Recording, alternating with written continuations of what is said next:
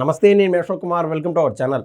సాక్షి వాళ్ళు చేసేటువంటి పనులు ప్రతి ఒక్క పని కూడా ఏ విధంగా ఉంటుందంటే కొరివితో తలగొక్కునట్టే ఉంటుంది. పూర్తిగా వివరం లేకపోదాము. ఇప్పుడు ఒక ఎగ్జాంపుల్ రూపేనా, ఎందుకంటే మంత్రిగా ఉన్నారు కాబట్టి నారా లోకేష్ గారి యొక్క వ్యవహారంగా మనం కనుక మాట్లాడితే ఖచ్చితంగా ప్రజల్లోకి మరింత మేర చొచ్చుకుపోతుంది. ఈవెన్ ఒక మంత్రి స్థాయిలోనో, లేకుంటే చీఫ్ మినిస్టర్ గారు కొడుకుగానో, లేకుంటే జాతీయ ప్రధాన కార్యదర్శి కదా టీడీపీకి, ఆ హోదాలో ఉండేటువంటి వ్యక్తికే సాక్షి వాళ్ళ అబద్ధపు ప్రచారాలు ఆ దాడికి ఆయన గురవుతున్నారంటే ఏ విధంగా పరిస్థితులు ఉంటాయి సమాజంలోనూ, జిల్లా స్థాయిలో కావచ్చు, లేకుంటే ఆ తాలూకా స్థాయిలో కావచ్చు, ప్రతి ఒక్క నాయకుడి పైన సాక్షిలో అబద్ధపు వార్తలు వండి వారుస్తానే వస్తున్నారు. ఇప్పటి వరకు ఒక లెక్క, ఇక మీదట ఒక లెక్క అని చెప్పి ఈ కేసు ఆధారంగా ఎవరైతే టీడీపీ వాళ్ళు ఉన్నారో, జనసేన వాళ్ళు ఇన్స్పిరేషన్గా తీసుకొని ఎక్కడికక్కడ ఆ కోర్టులో కేసులు వేస్తారని నేనైతే భావిస్తున్నాను. ఎవరి పరువుకైనా భంగం కలిగితే ఖచ్చితంగా సాక్షి వాళ్ళ పైన పరువు నష్టం దావా వేయాల్సిందిగా నేనైతే కోరుతున్నా. పూర్తిగా విషయం లేకపోతే నారా లోకేష్ గారు గతంలో 2014 నుంచి 2019 వరకు మంత్రిగా ఉన్నటువంటి కాలంలో 2019 చివరాంకంలో అనమాట అక్టోబర్ 22న సాక్షిలో ఒక వార్త ప్రచురితమైంది. ఆ వార్త యొక్క అంతరార్థం ఏంద్రా అంటే, నారా లోకేష్ గారి యొక్క చిరుతిళ్ళు యొక్క విలువ వెల ఏకంగా 25 లక్షల రూపాయలు అని చెప్పి ఆ ప్రధాన శీర్షికలో రాశారు.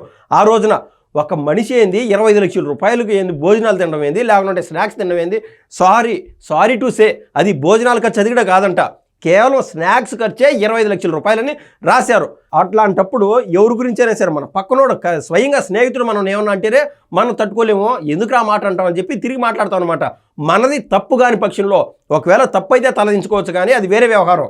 అయితే నారా లోకేష్ గారు ఈ మధ్య కాలంలో కూడా అటు నారా లోకేష్ గారు కావచ్చు, ఇటు పవన్ కళ్యాణ్ గారు కావచ్చు, స్వయంగా సాక్షి రాసినటువంటి వార్తలు ఏ విధంగా ఉన్నాయంటే, నారా లోకేష్ గారు, పవన్ కళ్యాణ్ గారు ప్రభుత్వ ఖజానాకి గండి కొట్టి మళ్ళీ విమానాల్లోనూ స్పెషల్ ఫ్లైట్లోనూ తిరుగుతూ ఉన్నారంట అని చెప్పి రాసుకొచ్చారు.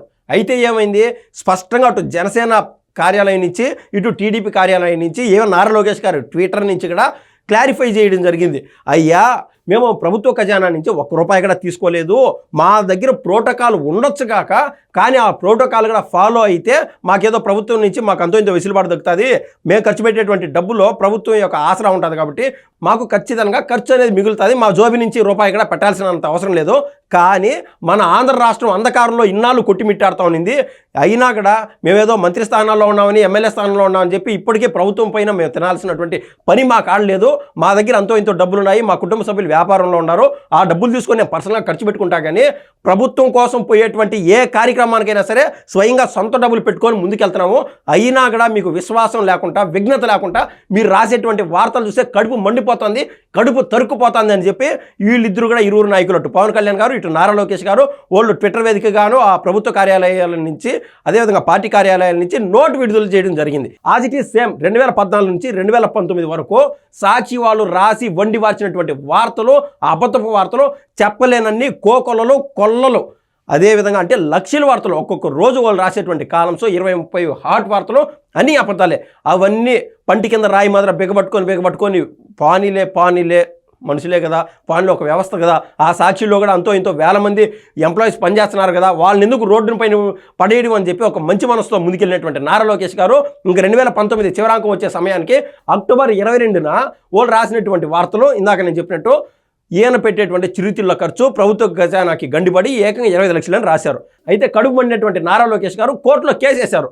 దీంట్లో నేను ఒకవేళగన ₹1 తినింటే, మీరు రాసేటువంటి 25 లక్షల రూపాయలని రాశారు కదా, ఏ రూపాయన నేను వాడుకొని తినింటే, లేదన్నా స్వయంగా ఏమన్నా ఖర్చులకో లేకుండా ఉంటే మీరు చెప్పినట్టు స్నాక్స్కో తినింటే, మీరు ఖచ్చితంగా నేను తీసుకొని జైల్లో వేసేయండి, నేను అడ్డుపడను, ఖచ్చితంగా మీరు వేసేటువంటి ఏ కేసుకైనా నేను సహకరిస్తాను అని చెప్పి నిర్భయంగా ధైర్యంగా మాట్లాడడం జరిగింది. దాన్ని బట్టైనా మీకు విఘ్నత లేదు, సిగ్గు కూడా రాలా సాక్షి వాళ్ళకి.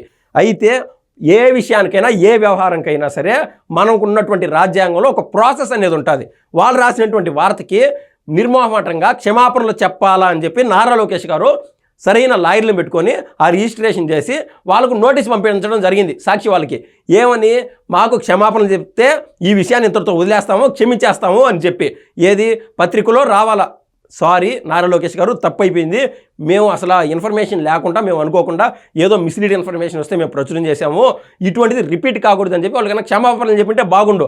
అయితే వీళ్ళు పంపించినటువంటి నోటీసులకి సాక్షి వాళ్ళు ఎటువంటి తర్వాత స్టెప్ తీసుకోకపోగా క్షమాపణలు కూడా చెప్పకపోవడంతో ఇంకా మండినటువంటి కోపతృప్తుడైనటువంటి నారా లోకేష్ గారు ఏం చేశారు, మనకున్నటువంటి వెసులుబాటు ఏంది, అటు పోలీస్ స్టేషను లేకుండా ఉంటే అది దాటితే ఇంకో కోర్టులో కేసు అంటూ రిజిస్ట్రేషన్ చేశారు. చిన్నబాబు చిరుతిళ్ళు 25 లక్షలని రాశారు సార్, ఈ వ్యవహారం ఏదో తేల్చండి, నా పరువు భంగం కలిగించే విధంగా వీళ్ళు రాశారు, సాక్షిని ఖచ్చితంగా కోర్టుకు రప్పించండి అని చెప్పి రాశారు. అయితే ఇక్కడ నిజంగా బాధాకరమైనటువంటి విషయం ఏంటంటే ఈయన బాధపడినటువంటి వ్యక్తి నారా లోకేష్ గారు ఇప్పటికీ ఈ రోజుతో మొదలు 3 సార్లు హాజరైనాడన్నమాట కోర్టుకి నారా లోకేష్ గారు.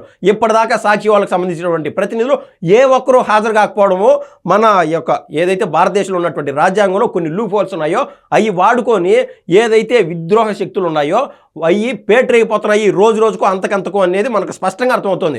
ఎవరైతే కేసేశారో ఆ వ్యక్తే ఈ రోజున మళ్ళీ కోర్టు హాజరయ్యి సార్ ఇది క్రాస్ ఎగ్జామిన్ చేయండి అని చెప్పి ఈయన 3వ సారి హాజరవడం జరిగింది. దానికి సంబంధించినటువంటి ఇన్ఫర్మేషన్ చూడండి. విశాఖపట్నంలో మంత్రి నారా లోకేష్ గారు విశాఖలోని 12వ అదనపు జిల్లా కోర్టుకు హాజరయ్యారు. సాక్షి పత్రికపై వేసిన పరువు నష్టం కేసులో క్రాస్ ఎగ్జామిన్కు ఆయన వచ్చారు. ఈ కేసులో ఇప్పటికే 2 దఫాలు క్రాస్ ఎగ్జామిన్ పూర్తి కాగా 3వసారి హాజరయ్యారు. తన పరువుకు భంగం కలిగించేలా దురుద్దేశంతో ఈ పత్రికలో తప్పుడు కథను రాశారంటూ కోర్టులో ఆయన గతంలో దావా చేశారు. ఎక్కడ 2019, ఎక్కడ 2026? ఈ కేసులో ఏ మేరకు కొద్ది మేరగా మూమెంట్ రానప్పుడు ఖచ్చితంగా మన వ్యవస్థలో ఎంత మేర లూప్ వస్తున్నాయో మనకి ఇట్టే అర్థమవుతుంది. అంత స్థాయిలో ఉన్నటువంటి వ్యక్తులకే అక్కడ కోర్టులో న్యాయం జరగకపోతే సాధారణ ప్రజల పరిస్థితి ఏంది, ఎంత దారుణంగా ఉంటుంది? సాక్షి వాళ్ళు ఈరోజు ఒక అబద్ధం, రేపు ఒక అబద్ధం, ఎల్లుండైతే అంతకుమించి అబద్ధాలు రాసేటువంటి తత్వం వాళ్ళ యొక్క నైజం రోజు రోజుకి అది ఏంటంటే మానసిక రుగ్మతతో పాటు వాళ్ళ యొక్క ఆలోచనలు కూడా ఆ విధంగా నెగిటివ్ దిశగా ముందుకెళ్తానే ఉన్నాయి. దీనికి అడ్డు అదుపు ఏ విధంగా ఉంటాయి, ఎక్కడ ఆపాలనేది వాళ్ళకు స్వీయ నియంత్రణ లేకపోవడం అనేది నిజంగా బాధాకరం. ఈ సాక్షి వాళ్ళు రాసేటువంటి వార్తలు గతంలో మనం చూస్తే నారాసుర రక్త చరిత్ర అని రాశారు. ఎవ్వరు అంటే లైఫ్ టైం ఎవరు మర్చిపోవాలన్నటువంటి విషయం. అది ఏ విధంగా అంటే మన ఆంధ్ర రాష్ట్రంలో ఎంత పెద్ద నిపుణులు ఉన్నారో అంటే ఎడిటర్లో ఆ మేర ఎడిట్ ఎవరు చేయలేరు.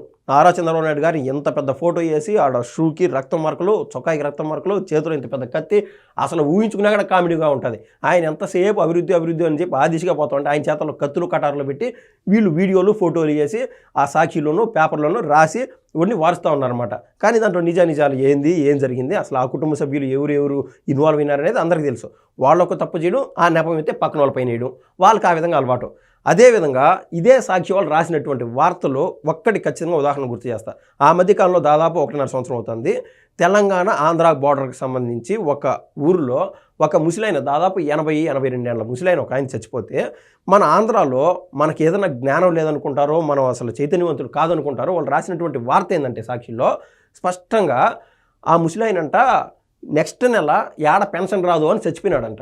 ఆ రకాన్ని రాశారు. అదే కేవలం 2.5 కిలోమీటర్ దాటి తెలంగాణలో ప్రచురితమైనటువంటి వార్త, జిల్లా వార్త ఏంటంటే ఆ ముసలాయనకి వాళ్ళ మేనల్లుడితోనూ వాళ్ళతోనూ గొడవలు ఉంటే అక్కడ వాళ్ళ మధ్య కొట్టుకొని ఆయన చచ్చిపోయినాడు, పొలాల్లో పడిపోయినాడు అని చెప్పి అది రాశారు. లేదా మనస్తాపానికి గురై చచ్చిపోయినాడని రాశారు.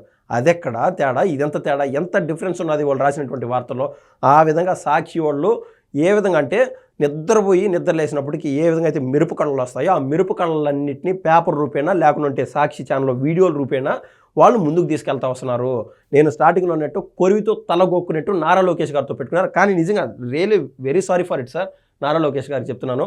ఆయన ఇంత మేర చెప్తున్నాం కదా, భారతదేశ స్థాయిలో ఒక ఇంపాక్ట్ చేసేటువంటి వ్యక్తుల్లో, ఒక ఇన్ఫ్లుయెన్స్ చేసేటువంటి వ్యక్తుల్లో నారా లోకేష్ గారు టాప్ 5లో 100% ఇవాళ ఉన్నారు. అయినా కూడా జగన్మోహన్ రెడ్డి గారు లాగానో మరొకరి మాదిరినో కోర్టులు ఇవాళకి ఆయన ఇన్ఫ్లుయెన్స్ చేయలేకుండా అంటే నిజంగా వాస్తవంగా బాధాకరం. ఆయన న్యాయాన్ని ధర్మాన్ని నమ్మి ముందుకెళ్తానే ఉన్నాడు. కానీ ఆ సిస్టమ్ తన పని అది చేసుకోబోతుంది, చట్టం తన పని తను చేసుకోబోతుంది అని చెప్పి నిజంగా ఈ యొక్క దిశగా జగన్మోహన్ రెడ్డి గారు ఏ విధంగా అయితే 12 ఏళ్ళు 13 ఏళ్ళు 14 ఏళ్ల నుంచి ఆ కేసుల్లో వీగుతూ దాని యొక్క ఆ కేసును మూమెంట్కి ముందుకు తీసుకెళ్ళలేకుండా ఏదైతే ఒక 3 ఏళ్ళు ఆయన యొక్క అవినీతి కేసుల్లో విచారణ జరిగిన తర్వాత నెక్స్ట్ ఒక 3 నెలల లోపు ఏదైనా తుది తీర్పు వస్తుందనేటువంటి సందర్భంలో అక్కడ ఉన్నటువంటి జడ్జి మారిపోతాడనమాట. అది ఏ విధంగా మారుతాడో అది ఎవరికి తెలియనటువంటి అంశం. ఆయన మారిపోతాడు, మళ్ళీ ఆ కేసు ట్రయల్ కొత్త జడ్జి వస్తాడు, ఆ కేసు ట్రయల్కి వచ్చి మళ్ళీ 3 ఏళ్ల పాటు ఆ కేసు జరుగుతుంది. అక్కడ లాస్ట్ 5 నెలలు 6 నెలలప్పుడు ఆ జడ్జి మారిపోతాడు. సో ఆ కేసు మళ్ళీ పూర్వానికి వస్తుంది, మళ్ళీ మొట్టమొదటికి వచ్చేస్తుంది. ఆ విధంగా జగన్మోహన్ రెడ్డి గారు చేసేటువంటి స్టైల్లో మనగడ ఒక నెగిటివ్ యాంగిల్ లేకపోయి లేకుంటే ముళ్ళుతోనే తీయాలనేటువంటి చందాన మీరు కూడా ఆ రకంగా ముందుకెళ్తారని చెప్పి నేనైతే భావిస్తున్నాను సార్. కాలం బాగాలేదు, పరిస్థితులు బాగాలేవు. దొంగను కొట్టాలంటే ఖచ్చితంగా కొంచెము ఒక సిస్టమ్ దాటి ముందుకెళ్ళాలా, ఏది గజ దొంగలు కొట్టాలంటే అనేది నేను స్పష్టంగా ఈ వీడియో ద్వారా చెప్పదలుచుకుంటున్నాను. ధన్యవాదాలండి.